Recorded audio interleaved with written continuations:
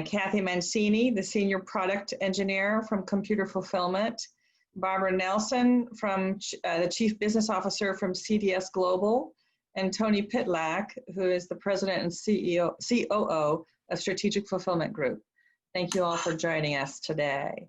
So as Todd mentioned, we are discussing fulfillment today and all the challenges that you folks are probably facing, given the COVID-19 issues that we're all of us facing right now. We were just discussing before we went live how many of us are working from home and how many of us are working from the offices. And Kathy has gone back to her office, she said. Last week, you said? This week. This week. So 25% of your office has gone back, and the rest of us are still working from home. So I imagine that's probably what the balance of the group watching is doing as well. But let's just jump in with the questions that we have. So the first group of questions are geared towards the fulfillment groups themselves, you folks yourselves there, and how it is that you guys are facing the challenges from the COVID-19. So in general, and I'd like each of you to answer sort of individually, if you would, please.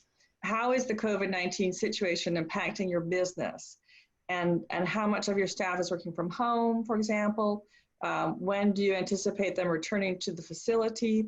What are you doing differently at your company to protect your employees? What are your plans to transition back to your normal or the new normal? Are you seeing delays in processing and mailing and telephone? Are there hurdles in keeping things running during the crisis? And do you have any recommendations in terms of changes to the processes? Maybe less postal, more email, things that you might share with us. So a lot of things in that, I know, but if you guys could share with us then, and why don't we start off with Diane, please. Okay, very good. Well, thanks so much, MCMA, for setting this up. It is super important to keep our community connected in these times of isolation and disconnect. So it's great that you're doing these fireside chats, and so that different sectors can share strategies and can hear from one another and just be in community. That's really important. Bravo to MCMA. Thank you, Jeff. Thank you, Todd, for the invitation. Hello, fellow panelists, and hello, Nicole. The Cambey West is located in New York, and unfortunately, New York has been hit pretty hard by COVID. We've actually had 3 employees who have gotten the virus and have gotten sick, and fortunately, they've all recovered. It was quite a wallop. It was quite a tough recovery. They have recovered. We've got people who've got family members and close friends, and some we've even lost people. So the impact is super real in this part of the country. So on the week of March 16th was when our governor went from Wednesday declaring that 50% must work from home of non-essential businesses, to Thursday making it 75%, to Friday making it 100%. The beginning of that week and the prior week, we had already said, let's do 50% from home on Wednesday, 50% on Thursday, to make sure that we can get ourselves settled into the rhythm, if should anything eventuate. And then before we knew it, we were there. So the question then became, are we an essential business? How do we fit into the rubric of essential business? And of course, the post office, as we all know, is essential. It's delivering the mail. And us processing money on behalf of our clients, both from the front end of getting renewals and invoices into the mail to ask for money, and on the back end processing that comes back, that is absolutely essential. There's no doubt about it. We are servicing the news media industry, and we are processing mail. So the staff that's involved in our letter shop, the staff that is involved in our mail processing, were here from day one, essentially, and have been here full time. They have to be. That's something you cannot do at home. Everybody else, however, has been working from home. And prior to that, we'd had about 10%, less than 10% of our staff that was working from home, and those were account managers. We'd always had our IT folks connected. We've always had management connected, but we were not in a permanent work from home mode. So it's really been a huge shift for us, an uncomfortable shift for some people. And of course, everybody's got a different home life going on, whether it's the children or the kitties or the dogs or whatever. So Right. it's been a tremendous adjustment. We're really happy that all of our staff is working and working super hard to keep our clients going. There's extra effort being put in, and we're grateful for that. I'll let somebody else go and pick it up. Okay, great. In terms of how COVID has impacted our business, to be honest with you, I'm surprised at how little it has impacted our business.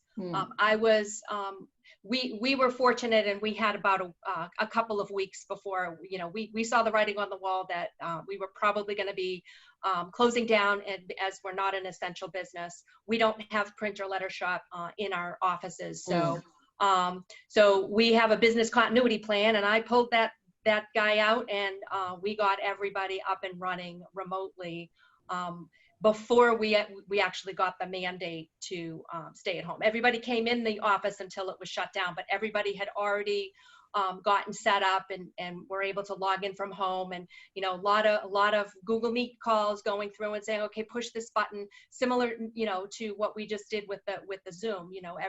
Everyone is getting used to using this new technology in order to be able to communicate. And in terms of coming back, that took up the better part of my last week is identifying what do we have to do. Massachusetts has been really good in providing us with really a nice roadmap on what we need to do in order to keep our people safe. When you see me out walking around outside of my office, this is what I look like, as does everyone else. We are fortunate that we have a pretty big office space, so we were able to get the 25% back in and keep them far away and keep them safe. We had stocked up on supplies ahead of time for hand sanitizers and disinfectant sprays, so we were able to do that. We had to rearrange our kitchen and put rules in place for the kitchen and for the conference room. What I did was I reached out to my network of folks who have been working the whole time and said, what processes has your company implemented, and which ones can I steal and use to keep our employees safe? So that was really good. We had 99% of our staff working from home. We do have to pick up the mail fulfillment. And so we did have a skeleton staff that staggered their hours so that we never had more than a few people in the building, because again, we were considered non-essential and weren't supposed to have anybody in the building, but we did what we had to do in order to keep the work going. Probably the biggest thing is we pride ourselves, our customer service people answer the phone during the hours of 9 to 5. And it was difficult for them to not be able to access the phone because they enjoy being able to, pick up that phone. Our phone system sends an email whenever anybody leaves a voice message. So they're working from home, they just sat there when they saw a message come in, they listened to the voice message, and then they responded back to the subscriber. So it took a little bit of coordination because they're usually side by side, and there's a lot of back and forth. I get this one, I get that one. So it took a couple of days for them to get that down. In terms of let's see, it was interesting. We reached out to each one of our employees before the comeback and said, do you feel safe coming back? Here are the processes we're implementing. I was surprised at the number of employees who were anxious to get back into the office, even if it was just for a couple of days. So I put together a Google sheet, and I had my little tabulations at the bottom. This is how many people I'm allowed to have in the building. And then we sort of slotted everybody out. We do have some people who have some underlying conditions, didn't feel comfortable coming in. They can work remotely full-time for the foreseeable future as far as we're concerned, because again, it was, and I think a lot of businesses are seeing this too, is I think managers are shocked. They're like, wow, my people are actually working harder. than they were when they were coming into the office. And I can certainly say our organization, every So no single one of our productivity employees, issues then. they Right? Yeah. yeah, every single one of them stepped up to the plate. There was, I was Wonderful. expecting, the complaining, this person gets to stay home. I don't. Yeah. Quite honestly, I was shocked. Great. So I will let some more people continue. Barbara, you want to pick up? Sure. So we made the decision on March 11th to go ahead and start the work from home process. And by March 13th, we had over 900 people working from home. I was amazed at how fast we made that transition in the engineering. As a percentage of your total employees, what is that? Because I know you have a large group there. Is that? It's about 65%. Oh, wow. Okay, great. Yeah. So, like Diane, because of our letter shop and mail operations, there's still 500 some people coming to the office every day. So that has been our focus, is in taking care of those employees and making sure they're safe and they don't have to worry about negative impacts from COVID-19. So we've expanded our benefits to our employees. Fantastic. Everything from parental leave to child care help, expanded the sick leave to 26 weeks, you name it. So trying to make them, because they are essential. Can't take care of our clients if they don't come in. Right. So focusing on that. And then I agree, the work from home has gone amazingly well. I mean, to the point where I have a team right now looking at changing our work from home policy. I was never really a big fan of it in the past, but the employees have done great. So the, changes to the actual facilities, we are in 4 states and in the UK. So I've had a lot of different regulations to follow. We've been as basically taking the strictest route for our employees. And we do everything from surveys and temperature checks, and there's plexiglass now, spacing out workstations. We have plenty of space, so we can do that. Making hallways one way. I mean, obviously no travel between sites and limiting exposure to the building. When we first started working from home, I still had quite a few of the professional staff that would just want to pop into the office to pick something up. We've stopped all of that, trying to really keep the employee density as low as possible. That is our goal. Right. Reduce that risk. And I am in no hurry to go back. That's a question I get frequently from my staff. They really want to know. And, we're working very closely with Hearst on some guidelines and regulations. And I am not looking at going back until the fall, if then. I mean, that's how well it's been working. Great. Wonderful. Tony? I would like to echo the thanks to MCMA, Nicole for moderating, Jeff Todd for organizing, everyone else involved. Sometimes it takes a lot of folks, and also the panelists. It's great to hear and see you all as friendly competition, right? So of course, SFG, we're in Texas, so we're a little bit different than what I'm hearing. Open Texas is our government's initiative to reopen the state.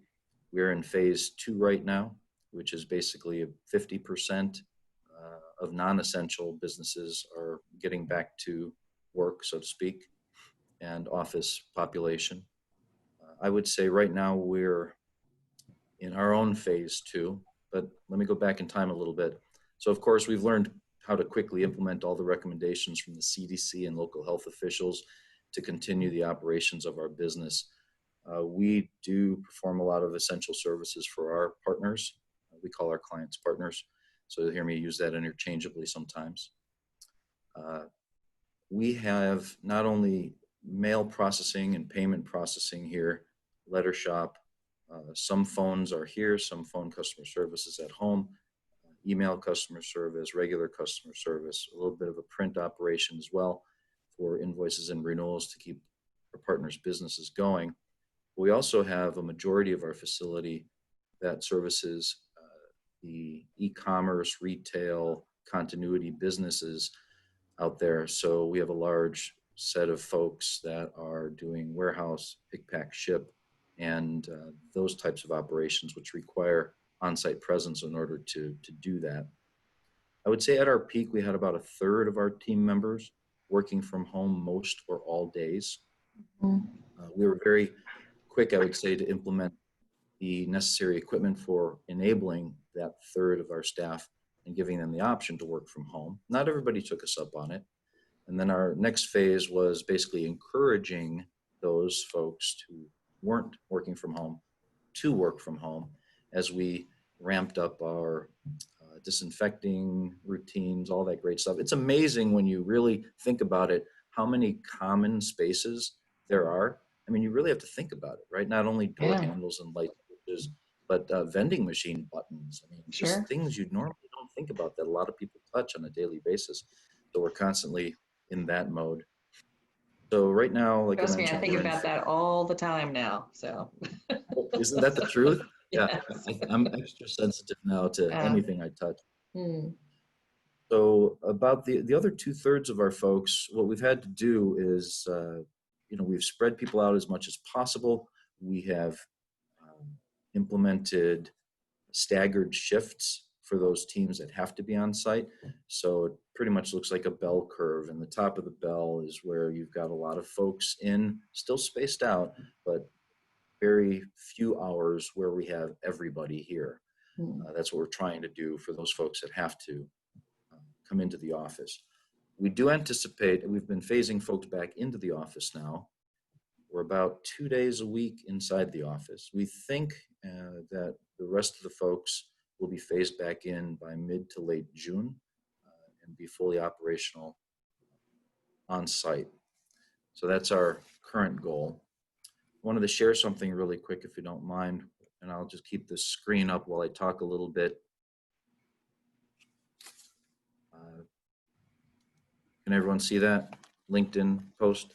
Yes. Okay, so as I mentioned, we're following all the CDC guidelines. What we did was we partnered with some local artisans, both individuals and local companies, to basically get masks provided, 2 different types of masks, and then we gave it optionally to all employees. Anyone who wants a mask or 2 are welcome to come and get it. So, I mean, it's not like it's anything that other folks haven't done.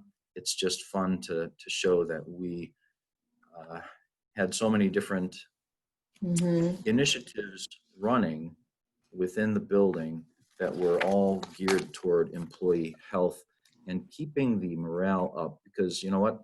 One of the toughest parts that I've found in this is everybody has a different level of tolerance for virtually everything right now. Sure. Right? Yeah. Some people that will walk right by you without thinking about it, and others who want more than that 6 feet that is recommended. So we have definitely moved all large meetings, even though we're going to be eventually back in the office. Those large meetings will be done from desks via conference call or online meetings if we're all in the same building, trying to keep the density down. Right. Let's see. You mentioned also about are there delays in any processing? One of the items up there was all of our operations are working within service levels. We have been impacted by some folks who obviously have had to take advantage of some of the government programs where they have small children at home. They have to go home and educate those children and can't do their home functions and their work functions at the same time. So we look forward to when those folks can come back and join the team, hopefully sooner rather than later. Another managerial challenge that I'm sure we're all feeling is that we all have an increased attention to individuals' physical health, but also to their mental health. So we want to make sure that people still feel like they're safe, right? Not intimidated in any way, that they're also productive. And so what we've found is that a heightened level of communication via email, telephone, video, all those tools are very important, because not only keeping the workplace safe, but we also have to keep the employees attentive to their own needs and the needs of their teammates. So, and I will share, has anyone else had the interesting challenge where It's been a little difficult at times to get your stock supplied with disinfecting and cleaning supplies. Oh gosh, Anyone else have yes. that? Yep. Mm-hmm. So we've always had our, we've always had a good supply, but now we just kind of get in line, right? So it's no longer order and you have it within a week. So now you place your order and you wait for it to work through the back order because the health professionals come first, of course, and that's perfectly fine. But then once you finally get it, you're just making sure you realize you're using it at a much higher level now. So whole new set of challenges. Most definitely. Well, thank you. So I'm hearing sort of a mixed bag. Some of you folks are saying that your employees are working from home and you're going to keep them that way, and perhaps we're going to change things that's going to be going forward. And others are saying, folks are going to come back and it's going to be just the way it was. So it's interesting, two different styles of it.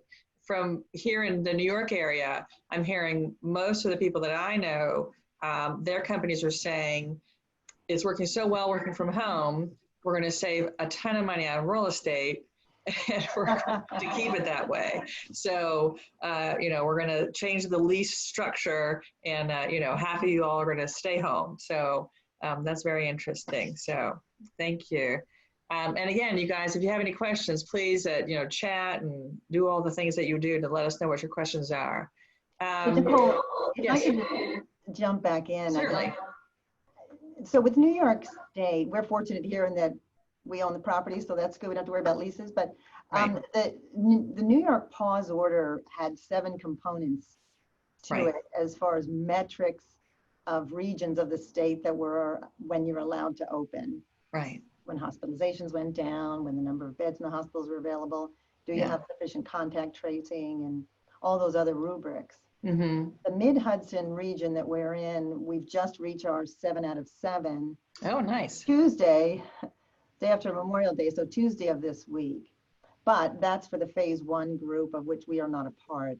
Right. So we're a part of phase 2. And as far as we could tell, we're hoping that it is approximately 2 weeks or so from that date when phase 2, which we are a part of, would be able to kick in. And then the question is, yes, how do we bring our employees back into the building? Right. We would like to bring people back here. However, we recognize that some are more comfortable being at home and some are afraid to be out based on home situation with elderly folks or what have you. And we will absolutely respect that because like you've all said, what it's all about is the safety of our employees. Right. So New York State Department of Health has also issued us some really good guidance, like Kathy mentioned with Massachusetts, for a 6-page safety plan. And we've already been reviewing that. We've had our own thoughts, and also that gives us guidelines to go through to make sure that what we do here in the office is going to ensure that our employees are safe and comfortable being here, which is so, so important. Unfortunately, in the Northern Hemisphere here, this is a global pandemic, we're going into summer. And so it is nice outside. And so we can go out and we have our outdoor areas to sit where you can sit further apart and there's the air as opposed to the kitchen area where people go, or break areas, which we really have to be very careful about the density of people there. Got some relatives in Australia and they're in the opposite side of things. They're going into fall and winter. So it's unfortunate. I think in that sense, we are very fortunate in the Northern Hemisphere here. Yeah. So just as an aside, my husband's company in Manhattan has said we're not going back until January. So it's just, they've already planned that. But anyway, moving on. Now, in relationship to your publisher clients there, are there any new programs or processes that you're offering to your clients? New to this COVID-19, things that you guys have developed in response to things that are going on that you'd like to share? Diane, do you want to start us off? Sure. I think the most important thing that we as fulfillment companies can do for our clients is to support their ideas, to support their needs, to be able to listen to what they need and move nimbly to implement the plans that they have. And whether they're nonprofit paid publications, whether they're B2B. We've seen a variety of strategies that, and we're going to get into that later, I'm sure. We've got lots of good examples here. So the main thing, the most important thing that we can do is to support the clients. The other thing that's really significant for us, and has really always been, is to share ideas with our clients. Always being careful to not divulge, secrets and Sure. nifty things that somebody may have developed. But as it's been said, and we all know is true, we are all in this together. And so to the extent that we've learned from strategies that some of our clients have used, and we can offer that up as a suggestion to other similar clients, not in similar industries, but similar makeups, we do that. Mm-hmm. And so we feel that really is our role, and more so now perhaps than ever before. So whether they're deciding to switch editions on the circulation, not send foreign circulation print for the near future, but keep the mark of what they were, being able to switch to 100% digital, changes to firewall rules, all those sorts of things, we've been able to support and continue to move quickly for them, because time is of the essence when they're making these decisions. Right. I know BPA has been very flexible with moving. Yeah. So I'm sure a lot of my clients are doing a lot of the moving of the audit issue and moving from print to digital and things of that nature. So you've probably had a lot of that going on. So yeah. Yeah, changes in frequency too, reductions in frequency, reductions in print. Yeah. And what, those audited titles have to be extremely careful of course, if you've got paid audited circulation, is that when you stated the offer up front, if you said there's 26 issues in a year that you're paying for, you've got to deliver those 26 issues. So correct.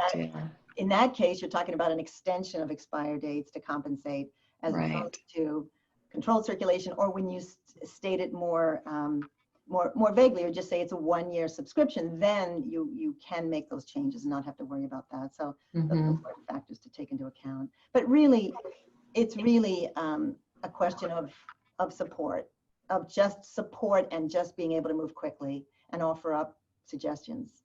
Right. Great. Thank you. And Kathy? Okay. Pretty much what Diane talked about. I find that I am spending more and more time on Zoom and Google Meet, talking to the clients, finding out, okay, they know what it is that they need to do in order to be able to switch. And it's sort of like, okay, what can we do? And again, offering up suggestions that have worked well for other clients. Every single business is different. And every single industry. So some industries are doing well, and they're increasing, digital product offerings. Others, not so much. So it just in terms of for the business to business, most of our clients are primarily business to business. People aren't in the office. How are you going to get that? How are you going to get that print to that person? So we have offered to, host temporary change my address forms, where they can send that out and say, if you want to change your address temporarily.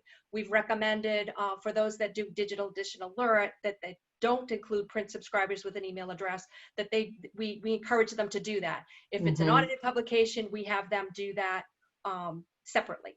So that we don't skew the engagement analytics. So those are some of the things we actually had a client asked us to host something where they could temporarily switch from print to digital. So they will eventually go back, and all of the audit bureaus have really stepped up to the plate in terms of helping publishers who are audited to be able to navigate these times and to be able to do that. In terms of, we have some clients who, are trying to decrease print because that will decrease expenses. But if you're a periodical class, now you have to worry about whether or not you have your requester percentage. So if somebody's already on the line with their requester percentage, now they're going to run into trouble if they try to move people. We did have a client who opted to keep their total qual the same, but then take any print subscriber with an email address and rotate the digital. So that, so that the total cost stayed the same. And then, so I might get a digital edition this month, but then I'll go back to print. This is sort of a short-term strategy. And I see that a lot of the publishers are looking at in terms of short-term versus long-term. Right. And they're trying to make short-term changes to help, reduce their costs because their revenue has decreased. So, and again, every client is different. And you really just need to, what's going on and how can we help? Right. The BPA has these weekly sessions, and they had someone from the post office, I think 2 weeks ago. And he spoke to that issue specifically about moving somebody who was a print requester to digital, and would they still count as qualified and things of that nature. Right. I think there's some wiggle room there. That might be some resource that you might want to refer your clients to. So there was some opportunity, if you will. So I thought so, but thank you. So Barbara? I think we've seen the full gamut of everything, depending upon if it's a nonprofit client or, direct to consumer or a B2B. What we're trying to do is just provide them with the best practices and options, because yes, we have had some requests for change of frequency. More are just a temporary change, right? Not combining June and July, for example, but not necessarily going.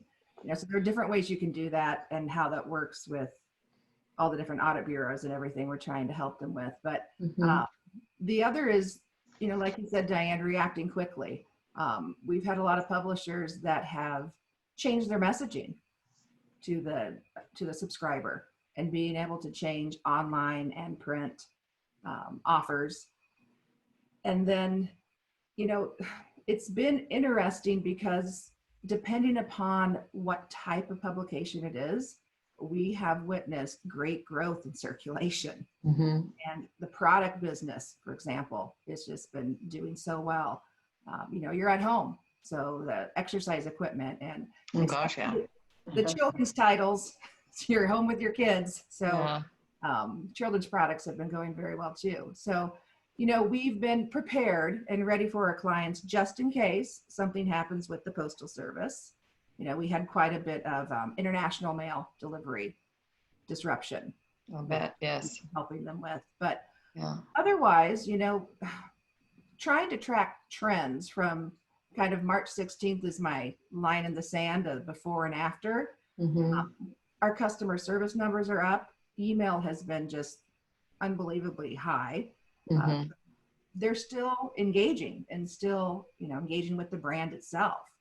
So I know that advertising is down for our publishers, and those that are dependent upon that have been feeling, that pinch. But from a cancellation and an order perspective, it's been better than actually projected before COVID-19, I'd say. That's great. Thank you. Tony? SFG, we've seen a mix of our partners' business, mix of increases in volumes as well as some decreases. I would say in general, though, on average, I'll echo what Barbara just mentioned. A lot of our partners are experiencing an increase in certain parts of their business, which is fortunate for them. Again, not everybody, and that's unfortunate. Right. When the state started to lock down in general across the country, some of our volumes declined initially because it seemed like consumers were uncertain about what they were going to be doing for a couple weeks. But then after that, as the stay-at-home orders wore on, volumes picked back up pretty quickly and even increased to higher than average levels. So we saw a lot of that in product categories related to crafts, reading in general, specialty reading, cooking, other home-based activities, because obviously consumers are looking to do more as they're staying home. A lot of our partners are adapting by trying some new programs. So they're trying to bundle different products that they have and offer them as bundles, maybe book bundles, doing online promotions to sell some of their home-based activity type products. And like several of our competitors, we're full service across multiple business models, which has allowed some of our partners to actually ramp up some testing of multiple services that we have to try to respond quickly as they see their customer bases changing. So for example, some folks had an internal product fulfillment operation. Maybe their offices have been closed, so they've moved that to us and ramped up marketing for that. Trying different bundles, as I mentioned.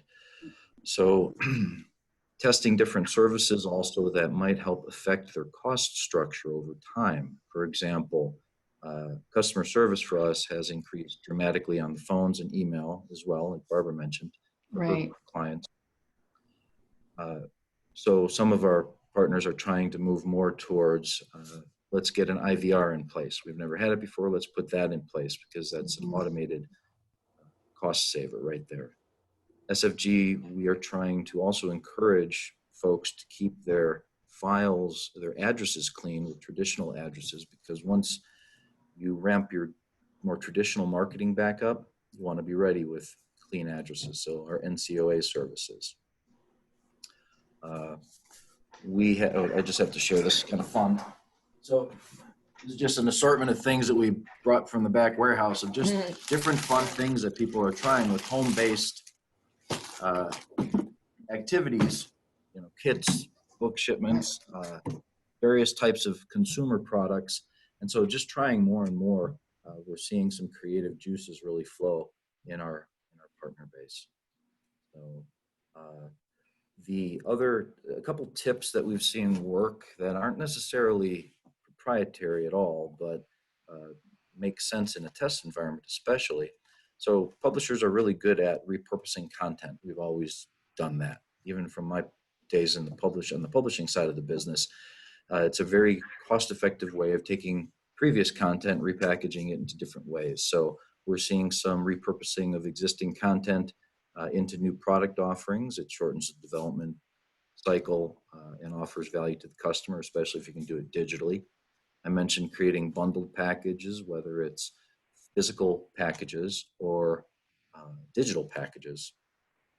If you have a continuity or subscription-oriented business, subscription meaning non-media necessarily, but it could be media, so consider allowing maybe a shortened time between shipments. So let's say you're doing a shipment every X weeks, maybe you want to do something less than X because it'll increase the number of shipments that you can get in during this time. And consumers are actually asking for it. We're having people call and email all the time saying, can I get the next shipment sooner? So instead of letting it run its natural course on a predetermined time frame, consider maybe making it either a variable time frame or shortening that time frame. So that's pretty much what I wanted to share. That's great. Thank you. So what I'm gathering is that your clients, what they're doing and what you're offering to them is recommending the flexibility that you offer, but they are trying to put it into words here. So you're saying to your clients, contact your people, let them know, change your address. Here's the ways to change your address. If you're not going to be in your office, let us know. We're offering the sort of the snowbird option here, a temporary change of address. You're going to be at home for a while. Give us your home address. We'll mail there. Switch to digital if you can do that. This is your option. Making all those things easier to do. Maybe do it themselves online, call customer service, email us, all of those options. These are great ways for you guys to be flexible and help your clients stay in touch with their people.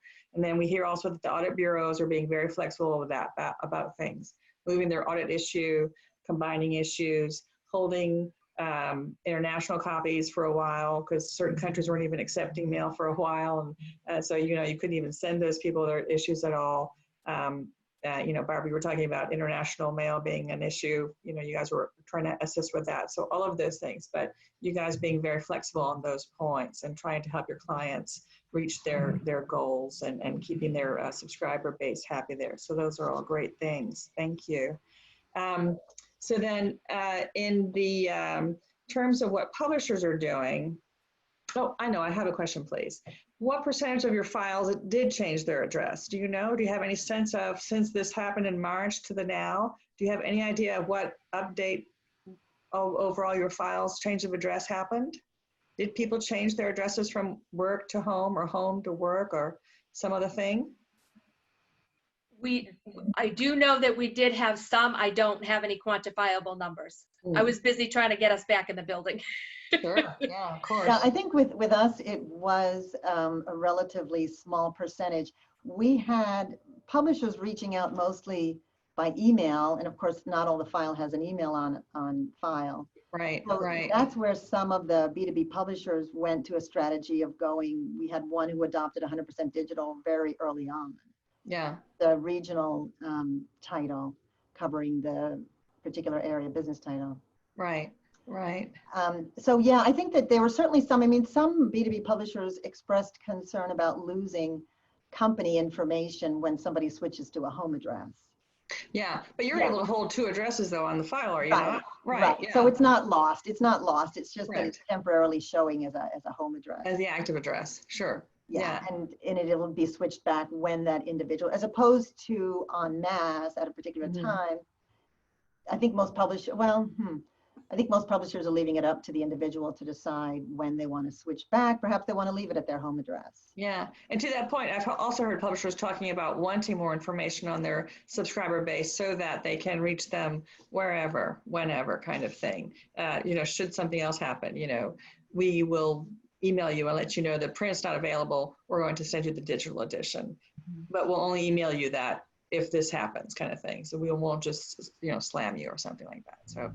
Right. I mean, we had a publisher that reached out. It's a religious title, and they actually we had two that did this, that sent out a mail piece to everybody asking for email and phone contact information in the event that there may be problems with postal delivery in the future, which is not going to happen, right?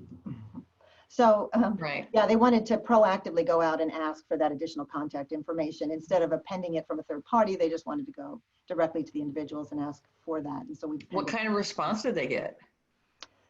It was a lot of phone calls. It was a big uptick on phones. There were web addresses put in there for web forms, which is what we always prefer.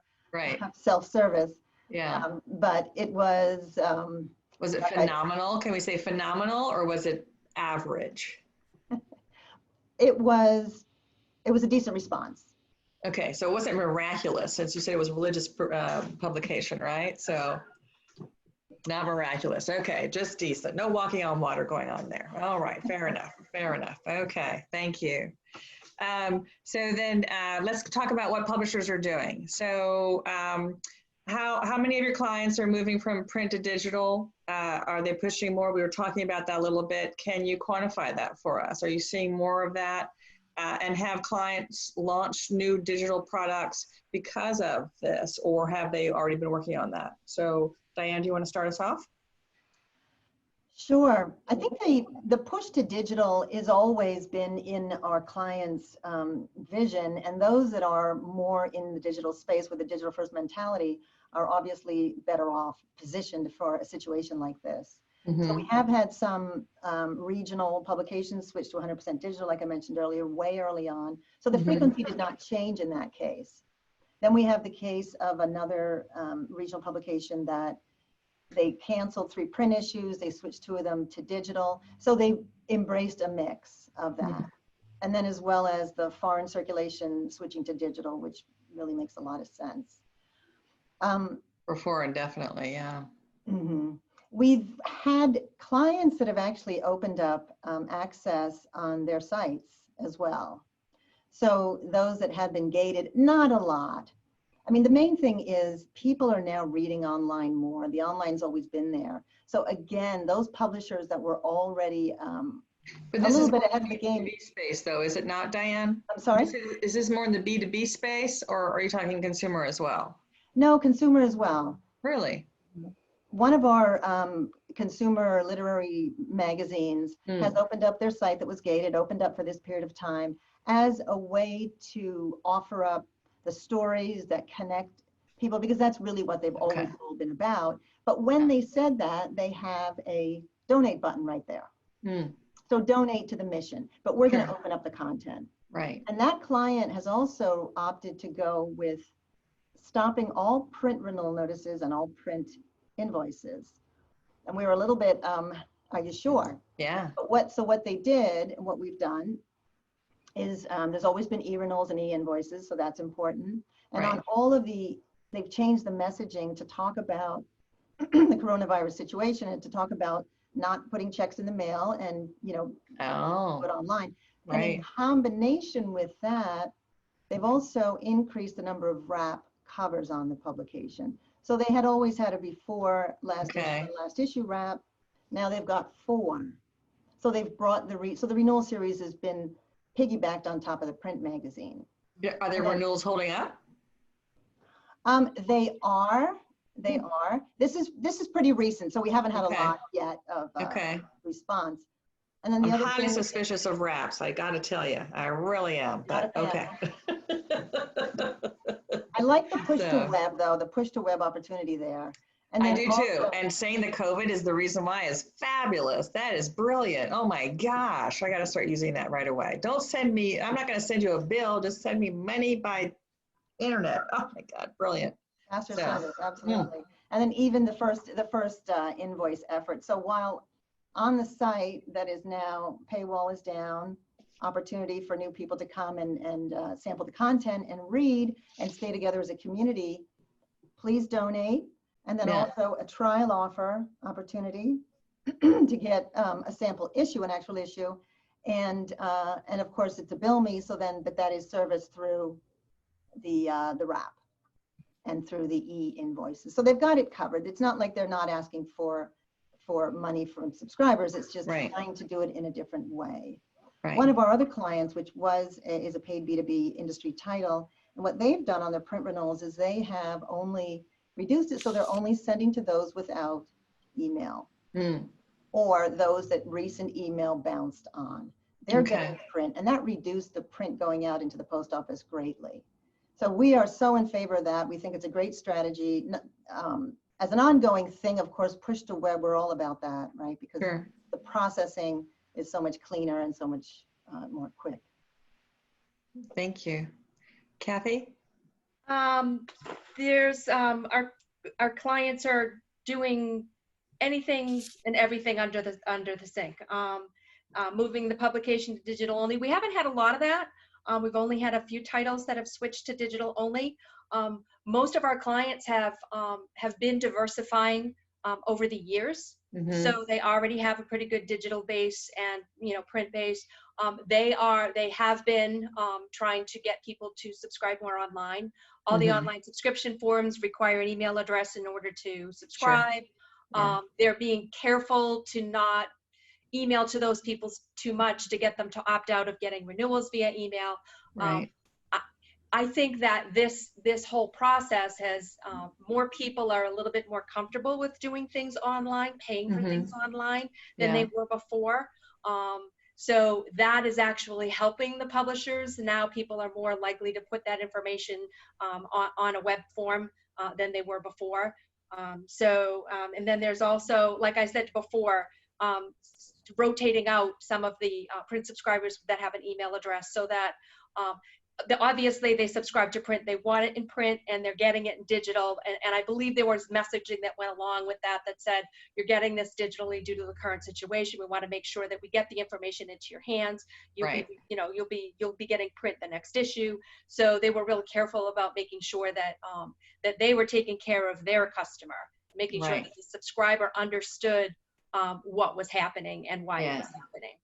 Yeah, I got a great letter from the New Yorker along those same lines saying, you're going to be getting digital and, that kind of a thing. And I thought, brilliant. Just really nice touch to let the consumer know what's going on. Yeah, and most of the other changes are combining issues.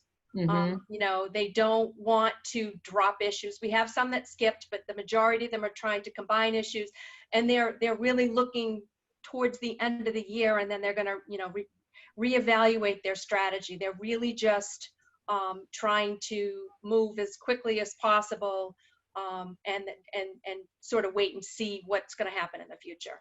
Right. Great. Thank you. Barbara?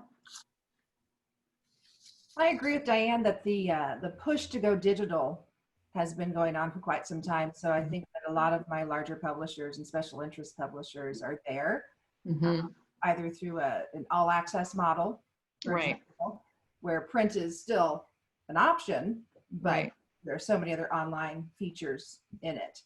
Auto renewal, another one that has grown tremendously in the past 4 or 5 years. So many of our clients are already there, which is good because it does, decrease the amount of letter shop and paper you have to send.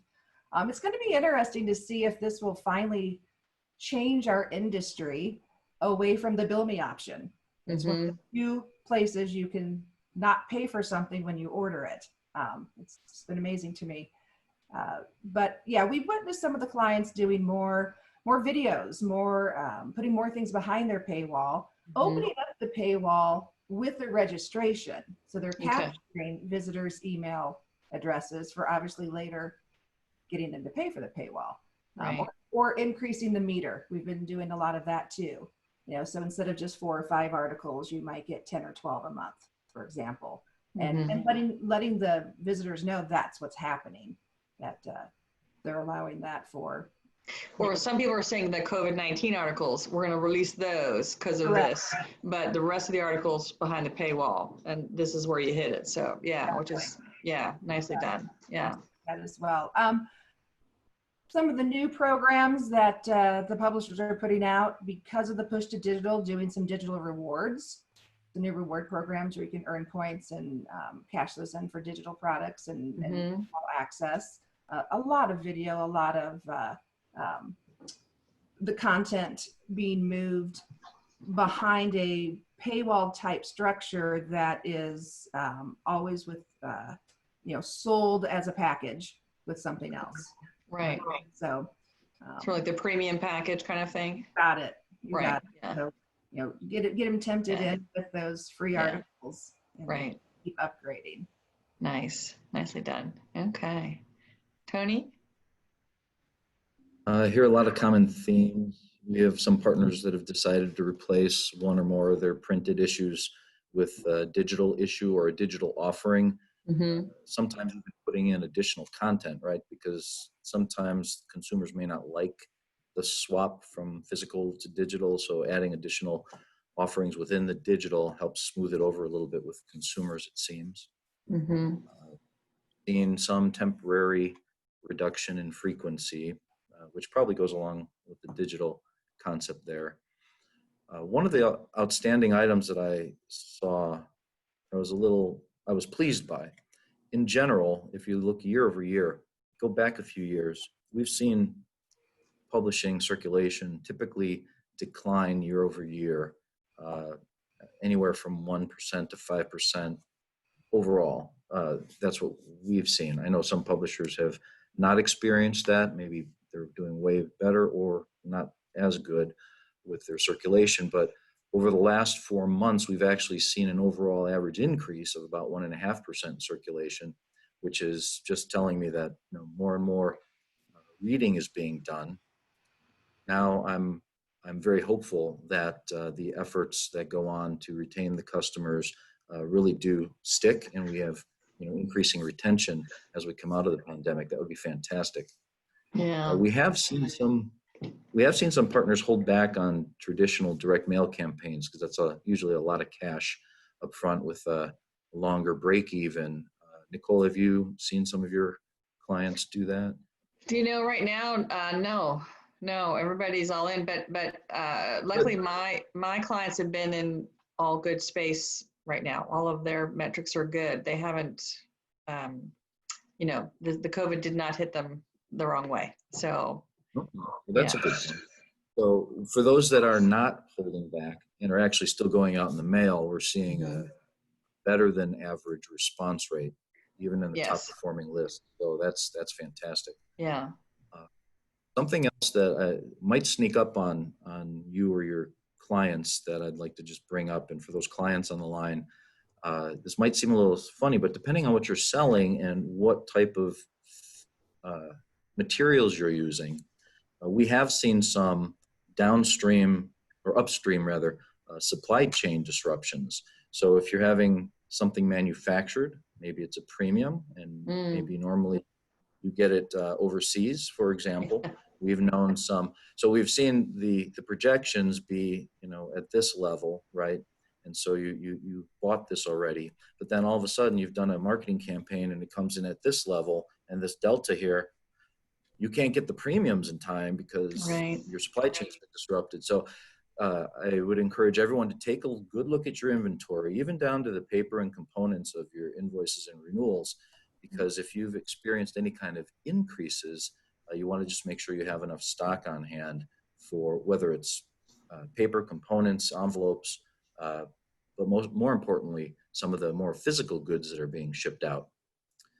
And the last item I wanted to bring up with respect to what the publishers are doing is they're really listening to their consumers.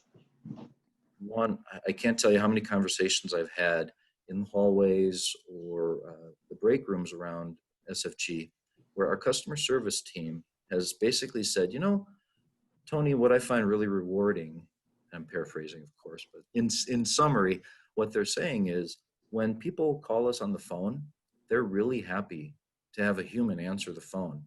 And they're telling us how they feel, and they're telling us that it's really hard for them and that this brand A or brand B is really helping because it's keeping them entertained, or they're reading it more than they usually read it, or they're interacting with the brand more than normal.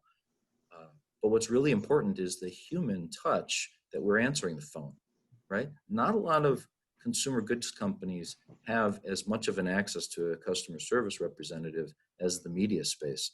And so, you know, kudos to publishers who continue that.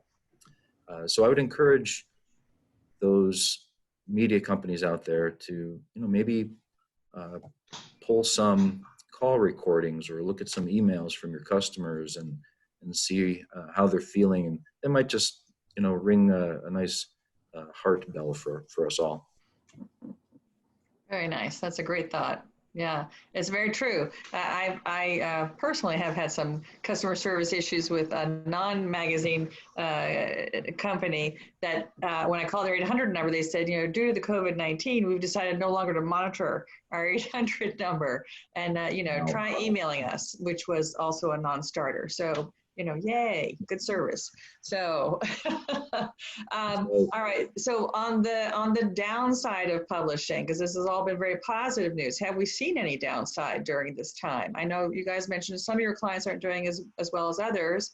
Has anybody reduced their frequency or reducing their number of updates? Has there been a decline in their renewals or new business promotions? You know, those kinds of things. You know, are you seeing a lot of that, a little bit of that? You know, is there anything you can share on that front with us? Diane? We've got a B2B client that's got several brands, and what they've opted to do, they've got some controlled circulation, some paid circulation, is they have opted in the short term to not send the paid publication to the non-requester circulation. So they're opting to save a little bit of money in that area. They're still sending out the print, but they're just reducing it by that. I think that's gone on for, these are, I think they're bi-weekly frequencies, or even one is weekly. So it's quite frequent. So now they're starting to go back and serve the entire circulation, but for a temporary period, save a bit of money to not send out the circulation. And then just what I'd mentioned about the renewal, the print renewal notices, you know, go to the e-renewals and the wrap covers to that as well. I have two other good stories to share, but maybe I'll let everybody else go with the sad stories, and then okay, we'll wrap up with some good stories. That'll be our last question is good stories. So save it for that. Okay, Kathy, do you have anybody who's got anything on the downside like that? I've seen some publishers who had a lot of in-person events. They have been hit very hard. Definitely, yeah. Some of them were positioned because they also offered webinars. Some of them were positioned to be able to pivot That doesn't make it any easier because a virtual event, you can't, you can't charge the same as what you did for an in-person event. Right. So that's really the hit of the in-person revenue, and then making that difficult decision about what do I do? Do we, do we postpone it? Do we switch it to virtual? And I know that there have been a lot of webinars and podcasts specific to that, but I think other than just, sort of moving some people from print to digital temporarily to save a little bit of money, because that helps with postage, it helps with printing costs. But again, everyone is trying to, I think they see the light at the end of the tunnel, and they're just trying to minimize the damage during this brief period. And hopefully by the end of the year, they'll be able to move back to something a little bit, maybe not exactly 100% the way they were.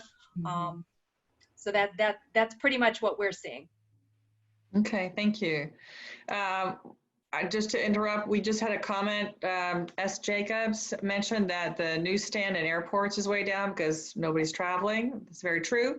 On the flip side of that, grocery sales, the newsstands are way up because everybody's at the grocery store. So at least that's what I'm seeing. But yeah, newsstand overall. I mean, Barnes and Noble closed for a couple of months now, I guess, right? They're just opening up a few of their stores. Bookstores were big sellers of a lot of the, specialty books and all that, specialty magazines. So that hit those guys too. So newsstand is hurting, I would imagine overall.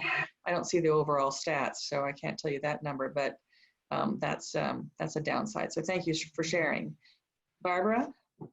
Yeah, I think from the publisher's perspective, thanks, Steve, you're right, newsstand, definitely.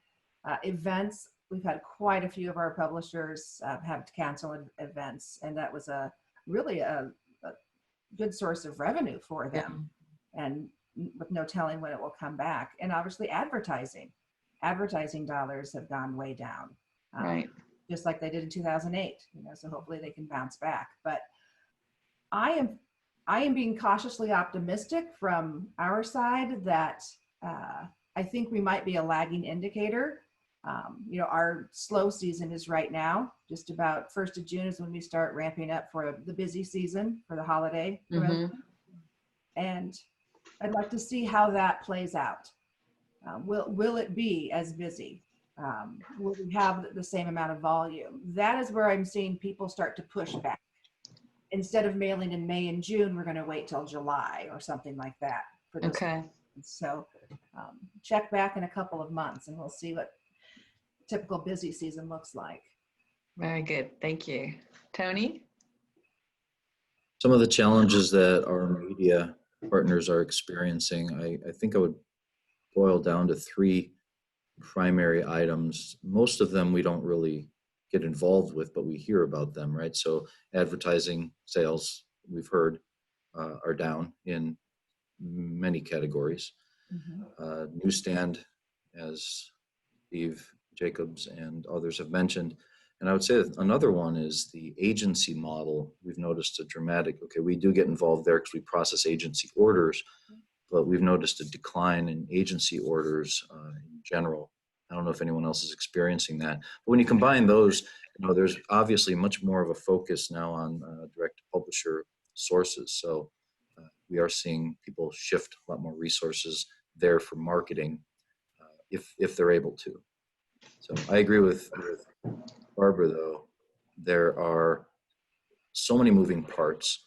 The states are opening up in different phases, different ways. Will consumer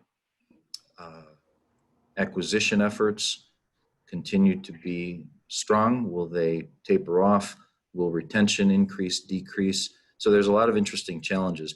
And I think right now, for those companies that are experiencing some positives, that they're going to need to really look at focusing on retention more than usual, because you don't want to just have this short-term positive. And for those that are experiencing unfortunate downturns right now, they're going to be working to get those channels back up as quickly as possible. Right. Do you know one thing that I just thought of too? Waiting room. That's got to be decimated. Sure. I think doctors' offices are going to say never.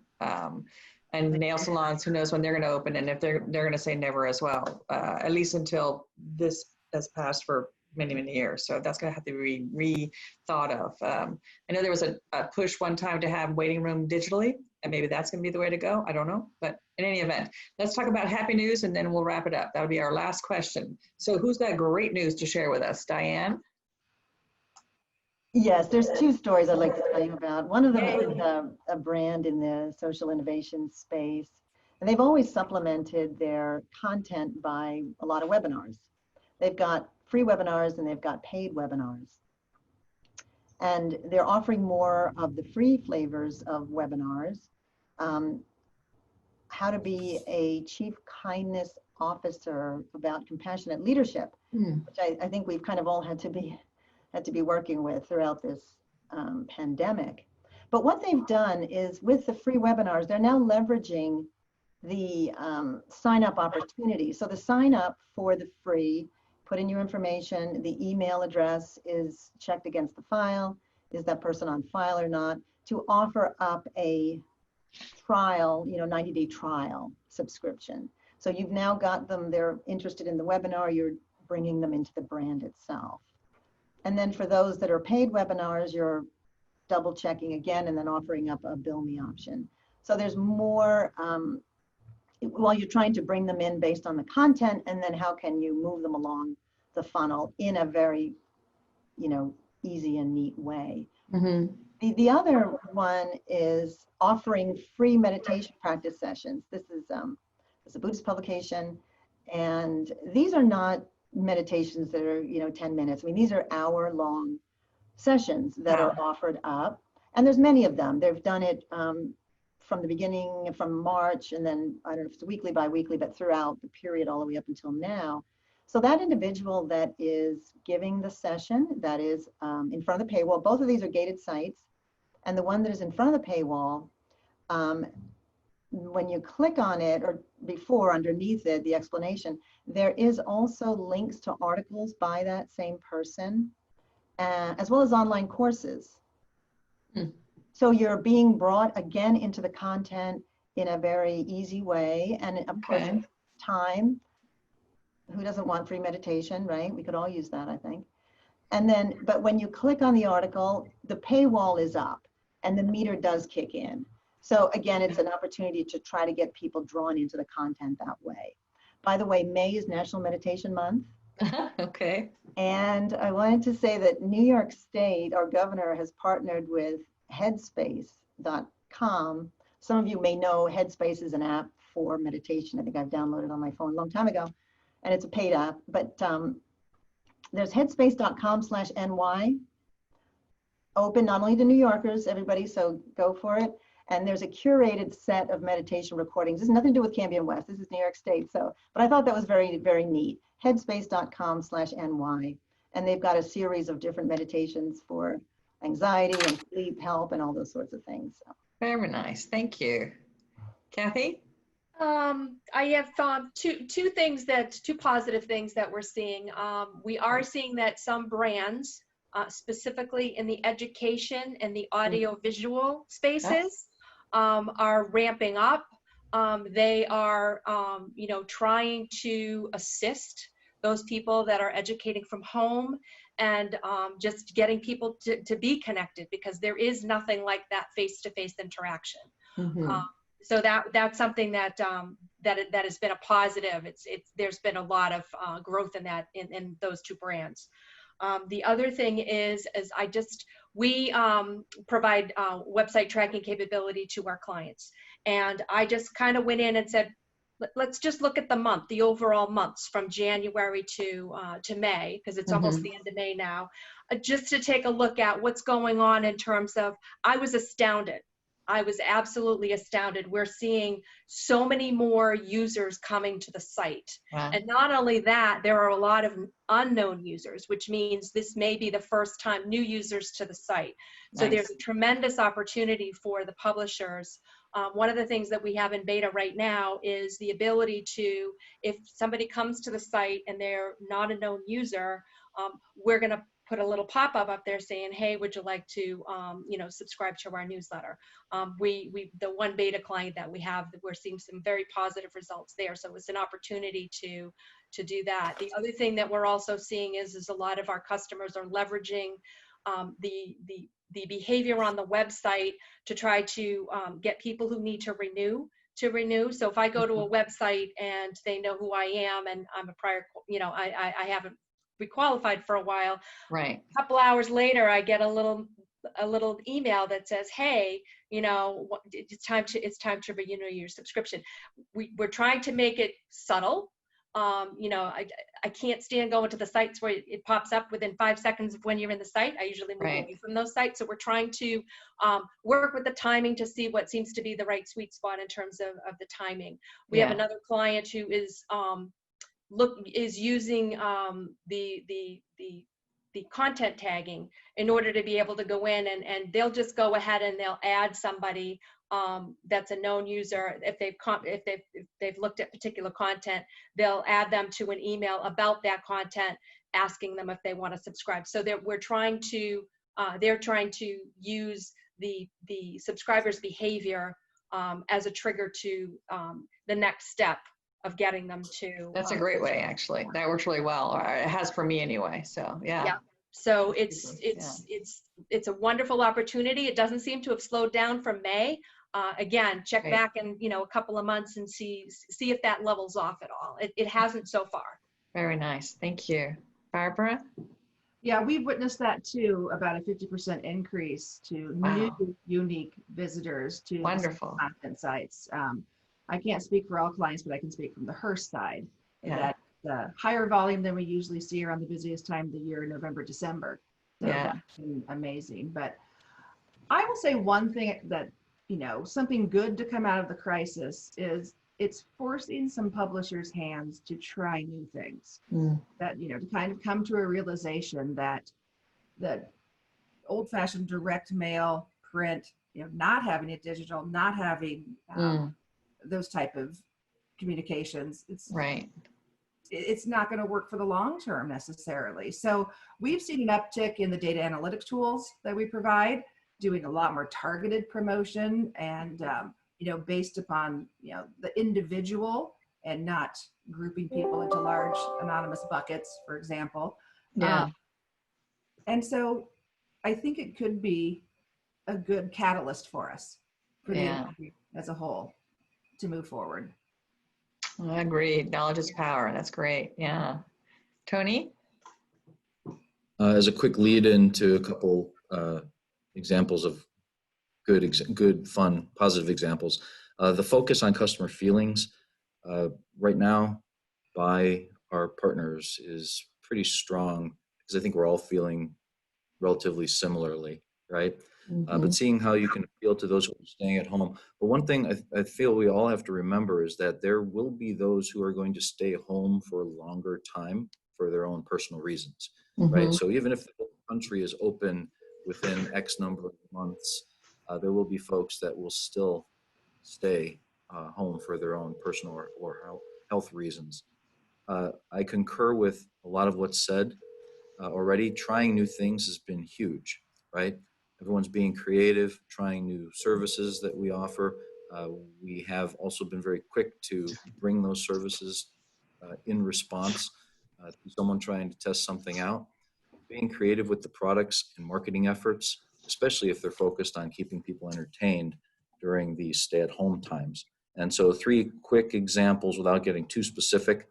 One of our partners has launched an online chat or video program with, let's call them celebrity personnel type people who they know in their subject space, right? And charging a small nominal fee to their subscribers or others to get on and listen to these celebrities talk, which I think is a great new revenue stream, or at least expanding revenue stream.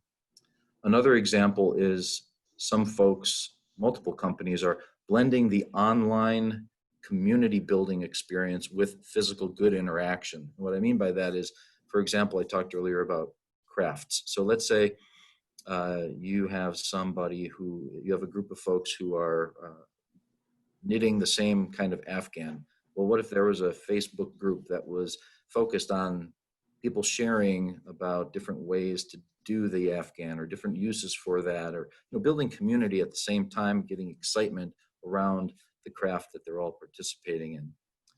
And then thirdly, I talked about bundling earlier of books. One of our partners had, I would call it, modest expectations for a program where they were going to offer some of the books that they offer and bundle them together.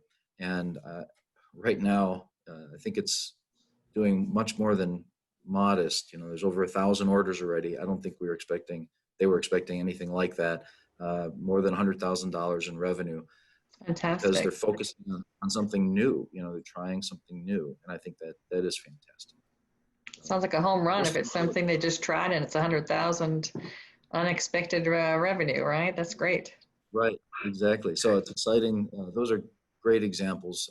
And if anything, I've found, and I'll close here with what I wanted to say, but most importantly, not only are we all trying to stay safe and healthy, right, but camaraderie and banding together, because our industry is important to keep going, of course. So the more that the folks on this panel can help our clients sustain the industry, it'll also obviously help our own businesses, and even Nicole and your counterparts in the industry as well, right?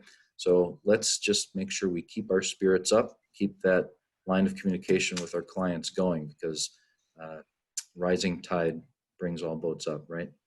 Agreed. I couldn't have said it better. Thank you so much. And thank you all for joining the panel today.